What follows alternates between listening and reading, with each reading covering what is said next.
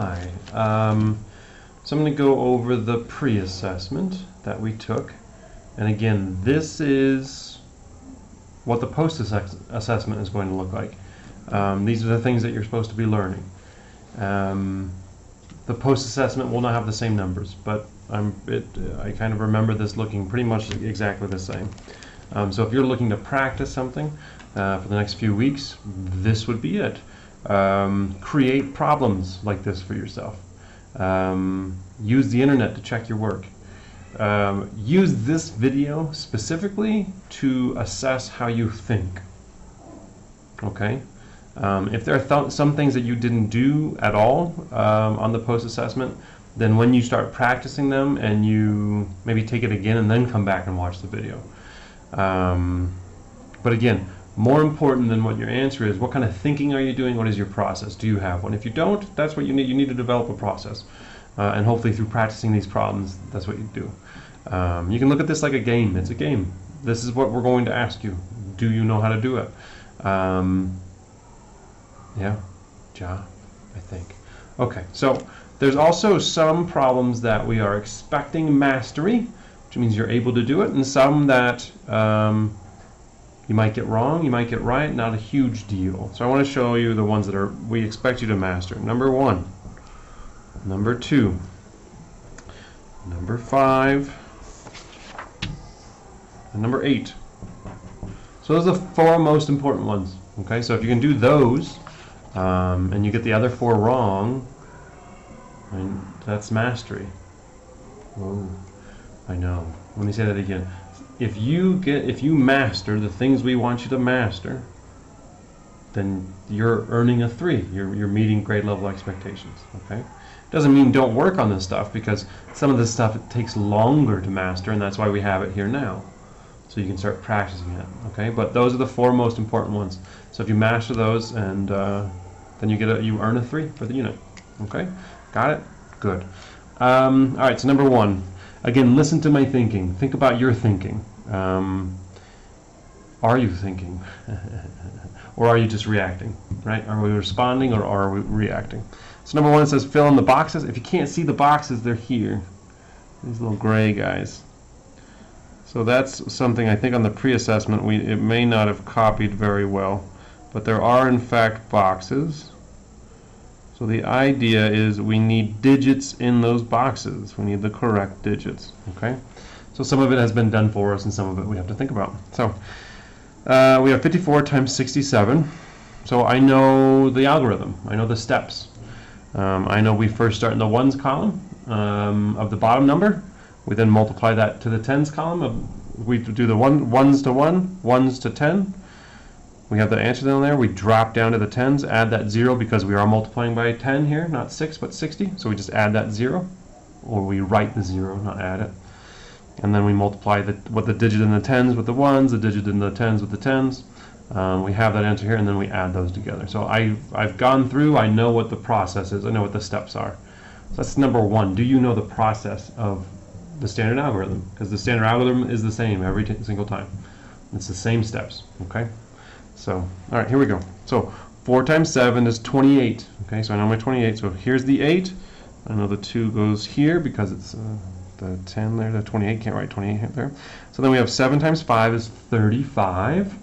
And I know if I have 35 here, I have to add this 2 to it to give me 37. So that means a 7 goes in here. So if you put a 5 in there, you're wrong, right? Because you forgot about this 2, this other 20. So this down here says that 54 times 7 is 378. That's what that is. Okay. Now I'm going down a row. I'm looking at 60. I don't want to have to write 60 every time, so we're just going to look at 6. So that's why I have a 0 here. So 6 times 4. Oh, and then this is my bad habit. I forget to cross out that 2 when I use it. That's one of my bad habits, and I get confused. 6 times 4 is 24. Wait, I see 24 there. Oh, okay. Maybe because then what I'm going to do next. Oh, but that's not that 2. That might be a different 2. So 6 times 4 is 24. I write the 4 down here, put the 2 up above the 5, and then 6 times 5 is 30, plus 2 is 30. 32. It's here, and then I add these together for the grand total of 3,618. So that's number 1A. number 1b. Again, same sort of thing. I'm not going to outline the boxes this time. We go in order, okay? Ones times ones, ones times tens, ones times hundreds. And then we go down a row. Tens times ones, 10 times tens, 10 times hundreds. Okay? And we have to add that 0 here. I already know that. No matter what problem we're doing, if I have 2 digits on the bottom, I know a 0 is going to be there. So I don't even have to do, I just have to remember that. It's a step-by-step process. So 2 times 7 is 14. Here's my 4. My 1 goes up here. 2 times 8 is 16, plus 1 is 17. There's my 7, there's my 1. 2 times 3 is 6, plus 1 is 7. I've used these, so I'm going to cross them out. Forgot to do that last time. So I have 774. So 387 times 2 is 774. So now I move down 70. So I have 7 times 9 is 49. 7 times 8 is 56. Plus 4 is 60. So we have 0 here. 6 up here. 7 times 3 is 21. Plus 6 is 27. So 70 times 387 is 27,000. Cool. And this would be 35 times more than that, because this is 2 times this is 70, and 70 is 35 times more. Never mind. 4 plus 0 is 4. 7 times 9 is 6. 7 plus 9 is 16. Carry that 1. We have 8. So our grand total is 27,864. And that's number 1. Number 2, it says use the standard multiplication algorithm to find 22 times 448. Show your work. You can't use any other, again, the standard that we're looking at is, can you learn the United States standard algorithm for multiplication? There are times when it's more effective to use the algorithm. And so you have to learn it, because just sometimes it's easier. And so that's what we're doing. You can always, it doesn't matter if I go 225 times 448 or 448 times 25. Its multiplication is going to give me the same. But I'm thinking I want to do 448 times 25, because then I'm only multiplying with 5s and 2s. Okay? And that's, for me, a little easier. Although, if I reverse it, I'm multiplying by 8, and then I just have to do 4 twice. Either way, whichever direction I go, I'm going to get the same answer if I've done the algorithm correctly. So let's go. We have 5 times 8 is 40. 5 times 4 is 20, plus 4 is 24. 5 times 4 is 20, plus 2 is 22. And then we have by 2. 2 times 8 is 16. 2 times 4 is 8, plus 1 is 9. 2 times 4 is 8. 0, 10, 12, 11. So 448 times 25 is 11,200. I've shown my work. I'm good to go. So again, these first two are things we're expecting you to master. Number 3 isn't, but we can still think about it. 3/4 of 8 is something. Well, okay, 1/4. So 48 divided by 4 is 12. So 3/4 would be 36. So that means 75 times 48. Oh, this is the... So yeah, 3/4 is 0.75. And then the relationship is, okay, if I have 0.75 and I'm trying to get I've messed this all up. If I have 0.75 and I'm trying, I messed it up again. If I have 75 hundredths and I want to get to 75, I'm multiplying by 100. Because I'm multiplying by 100, that number shifts down 2 spots, and now I get 75. So 75 is 100 times more than 75 hundredths. So 3/4 is 0.75. 75 is 100 times. So my answer is going to be 100 times more. So that's going to be 3,600. I don't even have to do 75 times 48. I just have to think of it as a 0.75, understand that that's 3/5, and go from there. So let's see this. 1/4 of 64 is... Let's see, a half is 32, and a fourth, because a fourth is a half of a half. A fourth, what, 30, what did I say, 32, that's 16. So again, same sort of process, 1,600. So again, this is doing this multiplication thinking of it this way. Okay, so a different strategy. So when you see those 75s, 25s, you have a different way to go. And I guess you could have done that up here, right? Maybe that would have been a little bit more efficient, but for whatever reason, this is the problem that they gave, and they're wanting to see the standard algorithm. So you can think of it that way, right? What's a quarter of 448? 224, and then 112? Yeah, 112 times 100. So I checked my work. You can do that. All right. So again, 3 and 4 are not meant to be mastered. Okay. We do want to see you thinking there and having some able to start to unpack it, but not mandated to be mastered. Mark each of the equations below true or false. Here, let me move this up.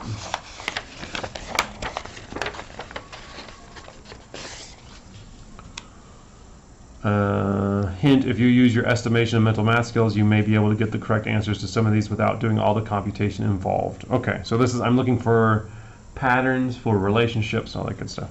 So 32 times 4 is the same as 1,280 divided by 10. I know this is 128. And 4 times 30 is 120, and then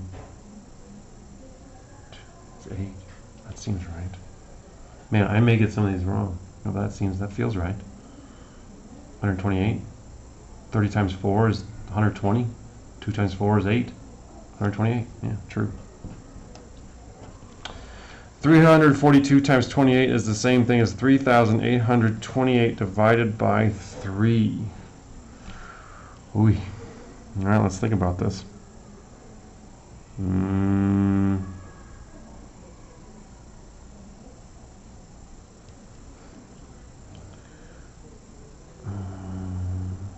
This is going to be around 1,000 something, right? 342 times 20, that's going to be way more than 1,000. No, false. See, I didn't have to solve that one. I just thought about it. I thought, okay, if this was around 3,000 divided by 3 is going to be around 1,000. 342 times 3 is 1,000. So if it's times 28, that's 8,000 or more. All right, 58 times 99 equals 4,897. Well, I know 58 times 100 is 5,800. And just, no, that's false. So again, if I know that's 5,800, the 4,008, that's 1,000 away, not 58 away. So no way. And then we have 480 times 25 equals 12,000. Well, this is, we could think about that quarter one, right? What's a quarter of 480? Quarter of 480. Well, half is 240. Half of that is 120. 120, and then 2 more zeros. True. Okay, so I didn't have to do any computation on the paper. I just thought my way through there. If you had to write stuff down, great. But that was the kind of the proper thinking, I guess you would say, in order to get those. And again, number 5, we're looking to get for you to get all these right to master this. 6 and 7, these are things, again, we want you to be able, for me it's almost more important that you understand why the ratio table is so important, like what the process is, why it's important, than seeing the correct answer. And we'll go from there. So for the problems, let's see if I'm getting a little out of focus here. All right, for the problems below, use as many or as few of the spaces in the tables as you need. Matthew wants to build craft stick birdhouses to sell at the crafts fair. Each birdhouse costs $3.50 to make. Use the ratio table to find the cost to make 21. So my goal is 21. I kind of like to mark that here. What are some numbers that give me close to 20? Well, if I can figure out 10, which helps me to figure out 20, and then I just add it to 1, that's 21. 20 plus 1 is 21. So I know what 1 is, so I can keep that ratio. For 10, I'm multiplying by 10, so my number is shifting down 1 spot. So 10, it's $35. 20, I'm just doubling. $70. Again, if you can't double any number, you should stop this right now and practice doubling until you are a master. So, and really, if you struggle with multiplying by 10 and doubling, like almost nothing else you should be working on right now than those two things. So stop it and do it, and just get a calculator out and just have fun. Like, you know, give yourself some challenges, see if you can do it. And if you're in my class, you remember at the beginning of the year we kind of talked about how not all doubling is the same. Like there's different levels to doubling, so think about that too. Okay. All right, so, and I have my 21, so I have 20 plus 1, so 70 plus 7 since 350, so my total is $73.50. Remember, the thing we do not want to see here is 1 is $3.50, 2 is $7, 3 is $10.50, 4 is $14. That is not the proper way to use this. It's not. Okay, it's playing with the numbers. It's using tens. It's halving. It's doubling. Okay, it's not just going in order. Okay, so that's what we do not want to see. If you're doing that, stop it. Stop it right now. All right. Number 7. Use the ratio table to find how many bird houses Matthew can make for $346. So here my target is $346.50. I'm trying to figure out how many. I know 21 is 73. Does that help me? I don't know. 20 is 70. 40 is 140. We're getting close there. What about 100? 100 is 350. Oh, 100 is 350. So I'm going to start right there. I'm going to jump. Is $350. Because again, that shifts that number down 2 spots to the left. So if I make 100, I can make 100 birdhouses for $350. It's looking for $346.50, which is just 1 less there. So that's going to give me 99. Because 100 minus 1 is 99, and $350 minus $3.50 is going to get me $346.50. So I can get 99 birdhouses. Again, I kind of started using this up here, but then I thought, wait a second, let's just try 100. Right? What are the numbers that are easiest to do in our head? Tens, hundreds, thousands, doubling, halving. These are the, by 5, the easiest. I'm putting quotes around easy because nothing's easy or hard. You can either do it or you can't. So think about those skills. Do you need those skills? Do you need to know how to double? Do you need to know how to multiply by 10, by 100? Okay, these things are to practice. So the key is for you to understand what you know and what you don't know and practice the things you don't know. All right. Number 8. So again, 6 and 7, not looking for mastery, but hey, why not, right? Number 8, Esperanza is helping her aunt bag apples to sell at the market. They have 98 apples, and they want to put 14 apples in each bag. How many full bags of apples will they have when they are done? Okay. Make and explain a reasonable estimate for this problem about how many bags they will fill. How do you know? 98 apples. They want to put 14 apples in each bag. What it would be a reasonable, if it's 100...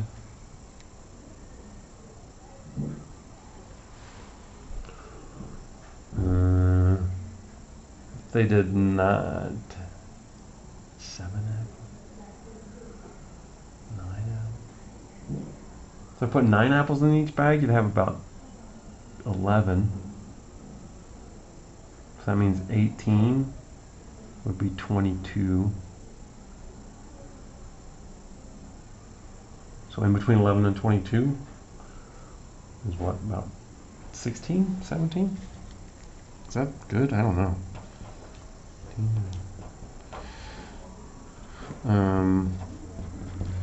I estimated. Oh wait. Did I do that right? What if with 9 and 18 and 14 is in the middle? Let me think through that again. If it was 9 apples each, they'd have about 11, so 22, and then between 11 and 22 is about 16. Okay, that makes sense. Now solve the problem using numbers, labeled sketches, or words. Show all of your work. Well, I know this 98, that reminds me of the 100 and like the over strategy. So if I have, or no, the ratio table maybe. Here. I like that one. So I have one bag is 14 apples. So I have bags, apples. Okay, and I want to get to 98 apples. Okay. All right. So if I do, wait, see, sometimes this is all just very confusing. I just realized my estimate for the first part was really wrong. I don't know where I went wrong there. Because if I have 10 bags of 14 apples, I have 140 apples. That doesn't make any sense. So my new estimate, if I had 10 bags, that'd be 140. 5 bags would be 70. So what about 8 bags? Man, what happened there? So I'm going 8 bags or so. Okay, so down here, 1 bag, 14 apples. So like I said, 10 bags, 140. 5 bags, 70. I want to get that 98. Is that just 2 more? So 6 bags would be 84, and 7 bags would be 98. Write your answer using a complete sentence.